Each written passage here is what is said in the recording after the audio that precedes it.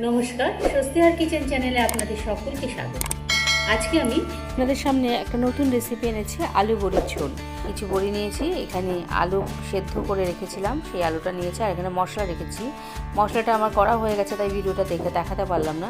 এখানে একটা টমেটো, 4টে লঙ্কা আর টুকরা আদা আর জিরে দিয়ে বেটে নিয়েছিলাম। এবার বড়িগুলোকে ভেজে নেব বলে কড়াইটা গরম করে তেল দিয়ে বড়িগুলো কড়াইয়ে দিয়ে দিলাম। বড়িগুলো ভাজা হয়ে গেছে, আমি এবার তুলে নিচ্ছি। এটা কিন্তু আমি গরম জলে ভিজিয়ে রাখবো বড়িগুলো। সেদ্ধ করে রাখা আলুগুলোকে ভেজে নেব, তাই কড়াইয়ে তেল দিয়ে আমি আলুগুলো দিয়ে দিচ্ছি।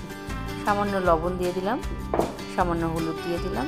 বেটে রাখা মশলাটা আমি এর মধ্যে দিয়ে দিচ্ছি এবং মশলার বাটিটা ধুয়ে একটু জল এনে দিচ্ছি। এখানে কিন্তু আমি গরম জল অ্যাড করেছি। একটু লবণ, সামান্য একটু হলুদ এবং সামান্য একটু কাশ্মীরি লঙ্কার গুঁড়ো দিয়ে দিলাম, আর একটু চিনি এখানে দিলাম। গরম জলের মধ্যে ভিজিয়ে রাখা যে বড়িগুলো রেখেছিলাম সেগুলোর মধ্যে দিয়ে দিচ্ছি। এখন বড়িটা আমার সেদ্ধ হয়ে গেছে। পর এখানে গরম মশলাটা অ্যাড করছি। রেসিপিটা কমপ্লিট হয়ে গেছে।